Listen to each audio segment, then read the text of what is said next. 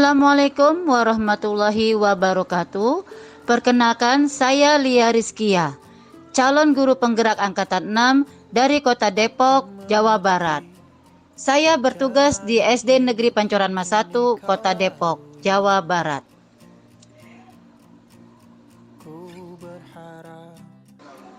Pada kesempatan ini saya akan memaparkan modul 11A8, yaitu koneksi antar materi, kesimpulan, dan refleksi pemikiran Ki Hajar Dewantara.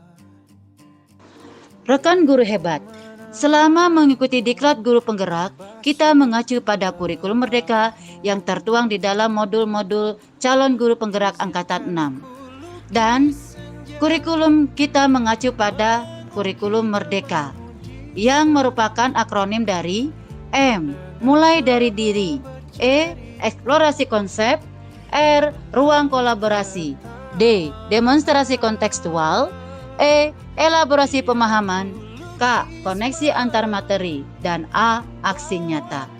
Alhamdulillah, saat ini kita sudah masuk pada koneksi antar materi modul 1, tugas 11A8.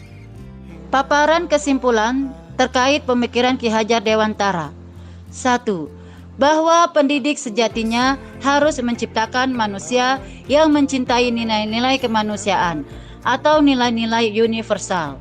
Dan tujuan pendidikan memberi tuntunan, menuntun terhadap segala kodrat yang dimiliki anak, agar ia mampu mencapai keselamatan dan kebahagiaan yang setinggi-tingginya, baik sebagai seorang manusia maupun sebagai anggota masyarakat.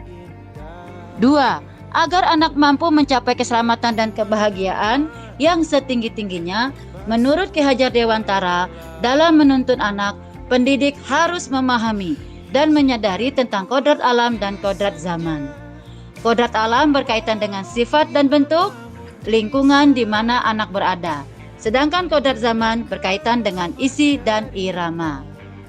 Pendidik harus menciptakan merdeka dan kebebasan belajar anak. Pendidik ibarat petani yang harus merawat dengan baik benih-benih yang disemai agar hasil terbaik bisa tercapai. Keempat, selain itu, pendidik juga sebagai pamong yang menuntun dan mendidik murid-muridnya agar memiliki budi pekerti yang luhur dan karakter yang baik. Kelima, filosofi trilogi pendidikan yaitu Ing Ngarso Sung Tulodo, Ing Madio Mangunkarso, dan Tut Wuri Handayani hendaknya selalu diterapkan di dunia pendidikan di Indonesia. Refleksi mandiri. Pertanyaan pertama, apa yang saya percaya tentang murid dan pembelajaran di kelas sebelum saya mempelajari modul 1.1? Selama ini saya percaya bahwa guru adalah sebagai pusat pembelajaran, sebagaimana teori tabula rasa yang mengungkapkan bahwa anak lahir ibarat sebuah kertas kosong yang mana membutuhkan orang dewasa untuk mengisi dan mewarnainya. Sehingga saya merasa kalau anak itu adalah tergantung dari kebijaksanaan dan perilaku sang guru. Oleh sebab itu, saya masih menggunakan metode konvensional tanpa banyak melibatkan siswa dalam proses pembelajaran. Saya percaya bahwa sikap dominan guru dalam pembelajaran di kelas dengan menggunakan cara reward and punishment cukup efektif untuk membuat anak mau belajar dan disiplin serta bertanggung jawab terhadap dirinya dan segala tingkah lakunya. Dan untuk penilaiannya, saya lebih cenderung ke aspek pengetahuan dan nilai berupa angka-angka, karena mengejar target kurikulum, program semester, dan nilai yang harus dicapai dalam KKM yang ditetapkan. Saya belum sepenuhnya melaksanakan pemikiran KHD. Pertanyaan kedua, apa yang berubah dari pemikiran atau perilaku saya setelah mempelajari modul ini? Setelah saya ikut pendidikan guru penggerak angkatan 6 dan mempelajari modul 1.1 tentang filosofis dan pemikiran pendidikan menurut Ki Hajar Dewantara, saya merefleksi ulang apa yang telah saya lakukan dan terapkan selama mendidik dan mengajar kepada murid-murid saya.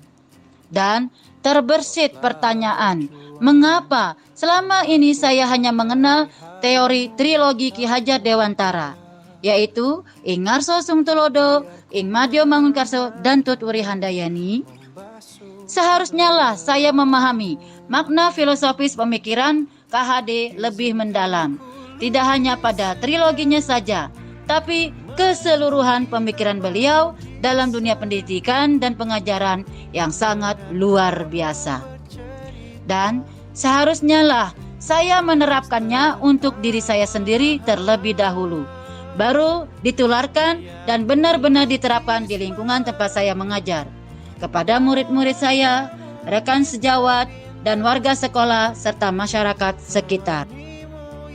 Saya berusaha untuk memperbaiki apa yang salah selama ini dalam diri saya, terutama dalam dunia pendidikan dan pengajaran yang belum sepenuhnya sejalan dengan filosofis pemikiran Ki Hajar Dewantara. Saya akan memanusiakan murid-murid saya, karena mereka hidup sesuai dengan kodrat alam dan zamannya, dengan tidak memaksakan kehendak saya agar mereka menuruti dan mengerjakan tugas yang diberikan dengan baik, tanpa memperhatikan aspek kemampuan, bakat, dan minat mereka. Saya hanya akan menjadi pamong sejati bagi mereka dan berusaha menjadi fasilitator serta motivator terbaik. Dan biarlah murid-murid hidup sesuai dengan zamannya. Tugas saya adalah menuntun mereka apabila dirasa mereka sudah salah melangkah, melanggar norma-norma yang merupakan budi pekerti luhur dari sosial kultural masyarakat sekitar. Dan saya akan menyeimbangkan kodrat zaman murid-murid saya dengan terus mengembangkan diri, belajar, dan terus belajar, mengikuti perkembangan zaman, yakni pendidikan abad 21 yang selalu menggunakan kecanggihan teknologi.